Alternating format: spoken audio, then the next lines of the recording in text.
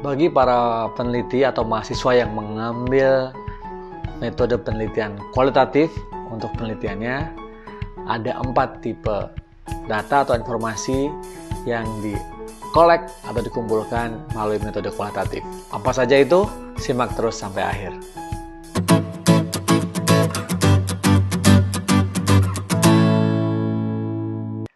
Saya Tirta Mursitama. Di channel ini Anda akan mendapatkan informasi seputar sukses belajar di perguruan tinggi, khususnya dalam menyelesaikan tugas akhir skripsi sebagai salah satu syarat kelulusan Anda menjadi seorang sarjana. Baik yang sudah subscribe, saya ucapkan terima kasih. Yang belum, silahkan subscribe sekarang ya, saya tunggu. 1, 2, 3. Baik, terima kasih. Dengan subscribe, Anda akan mendapatkan informasi terkini berkaitan dengan video-video saya yang akan terus saya sampaikan, berbagi saya, sharing saya kepada teman-teman sekalian agar terus bisa sukses ya, mendukung dalam penelitian Anda atau menyelesaikan tugas akhir atau skripsi Anda. Mungkin juga ada yang mengerjakan tesis atau bahkan bisa bermanfaat untuk pengerjaan disertasi. Silahkan ya. Nah, apabila yang sudah sering mengikuti video-video saya dan ada komentar, silahkan jangan lupa tuliskan komentar-komentar Anda di kolom komentar, dan kalau ada pertanyaan sebisa mungkin akan saya jawab. Baik, pada video kali ini saya akan membahas tentang 4 tipe data atau informasi yang seringkali dikumpulkan dalam penelitian yang menggunakan metode kualitatif. Yang pertama adalah data yang diperoleh melalui observasi, yaitu pengamatan langsung peneliti atau pengamatan langsung kita dalam objek penelitian kita. Misalnya, kita masuk langsung dalam site penelitian kita. Kita berbaur dengan mereka.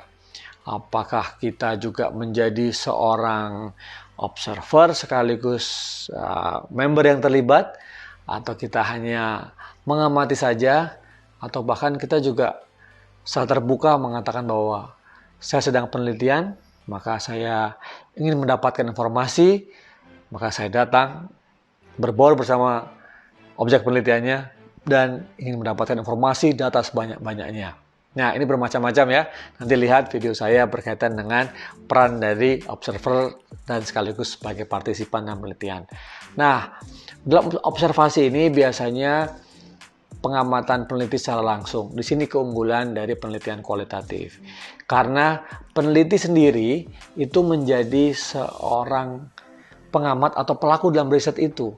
Jadi dia yang memilih. Dia juga memilah informasi-informasi, data-data yang dia lihat, mana yang penting. Kemudian impresi-impresi apa atau komentar-komentar apa, atau kemudian kira-kira informasi apa yang penting. Jadi yang memfilter ya, yang mengelompokkan ada langsung peneliti. Nah, ini menjadi penting. Misalnya observasi berkaitan dengan katakanlah ya fenomena banjir ya di kawasan tertentu. Di situ Anda datang atau bahkan Anda sendiri yang kebanjiran gitu. Enggak, jangan sampai ya.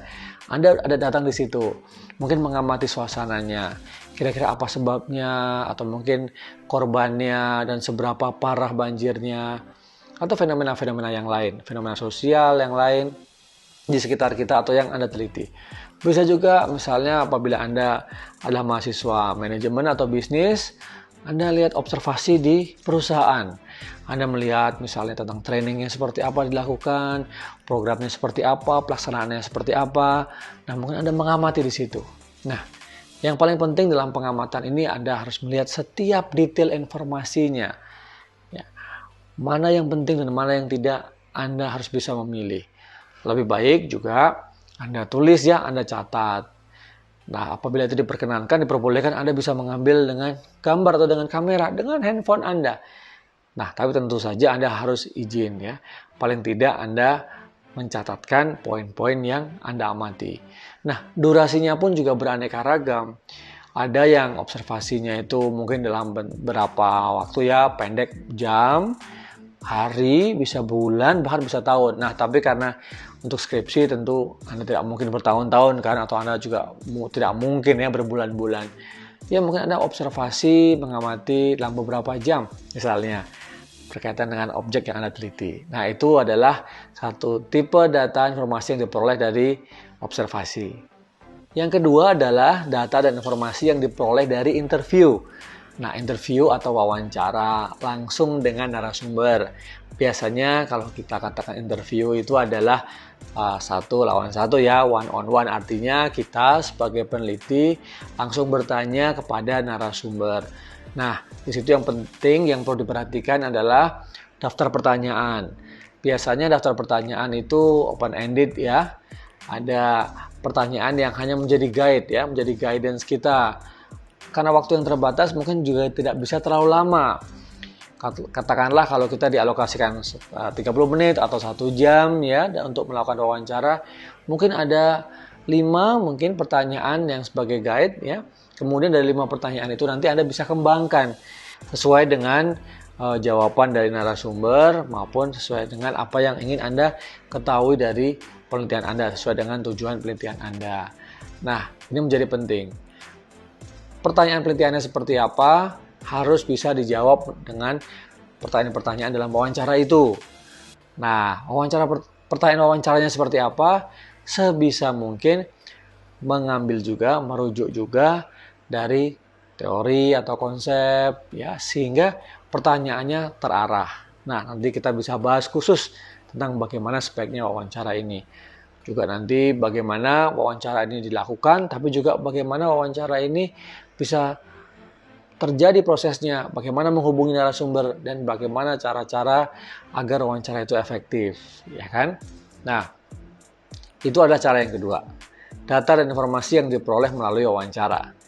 Nah, data ini sangat bermanfaat, ya. Data yang sifatnya primer karena dari sumber yang pertama dan Anda mendapatkannya langsung dari narasumber yang memang paham tentang topik penelitian Anda. Tipe yang ketiga adalah data atau informasi yang diperoleh dari dokumen. Nah, karena sifatnya diperoleh dari dokumen, biasanya ini adalah data-data yang lebih sekunder begitu. Data bisa data kualitatif juga ya. Di situ mungkin ada laporan-laporan berkaitan dengan topik yang terkait, atau juga data-data kuantitatif, misalnya data-data statistik ya. Nah, biasanya kalau saya ambilkan contoh misalnya teman-teman yang ambil ekonomi ya, misalnya data ekspor impor, data investasi, kemudian data pertumbuhan ekonomi. Nah, ini kan data-data yang memang sudah ada urutannya, baik itu per tahun maupun cross section ya, misalnya tahun-tahun tertentu begitu. Jadi data yang bersifatnya numerik atau angka ini sudah ada. Nah, yang kualitatif sifatnya itu bisa saja berupa kebijakan, kumpulan kebijakan atau peraturan-peraturan ya yang bisa Anda baca, dan itu menjadi pelengkap dari pengumpulan data kualitatif ini.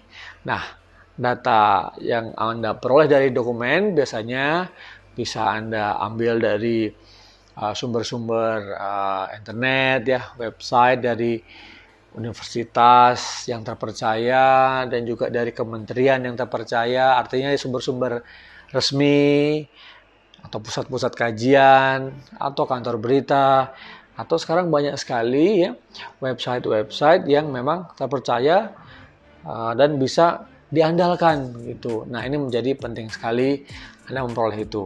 Nah, cara memperolehnya selain itu juga Anda bisa menyampaikan surat permohonan kepada instansi-instansi terkait ya, kementerian, organisasi. Nah, sehingga datanya pun data resmi ya, datanya itu juga valid, akhirnya Anda bisa gunakan untuk penelitian Anda. Data yang keempat adalah data yang diperoleh dari audio visual ya, bahan-bahan material audio visual. Nah, ini menarik.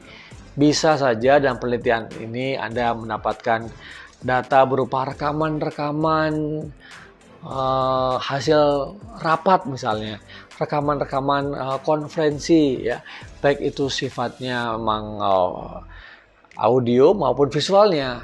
Nah, kalau Anda melakukan penelitian yang mungkin sifatnya lebih menggunakan data-data arsip ya, atau dokumen gitu ya, dari sifatnya sejarah begitu, akan banyak memanfaatkan dokumentasi-dokumentasi yang berupa audio maupun video.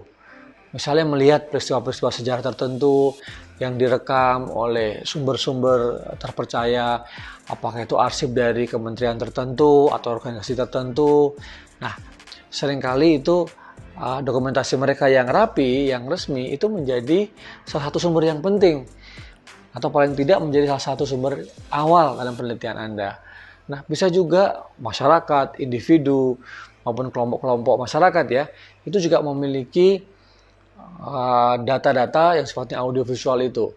Misalnya kalau Anda meneliti keluarga tertentu atau masyarakat tertentu, mungkin dalam masyarakat itu ya, pernah ada rekaman-rekaman berupa percakapan-percakapan kah, ya, walaupun mungkin sangat sederhana, ataupun ya sekarang sudah zaman yang maju, zaman menggunakan digital ini, mungkin ada yang sudah menggunakan rekaman-rekaman yang bisa kita ambil atau kita pindahkan apabila narasumber itu menyetujui atau mengizinkan kita. Nah, ini penting ya.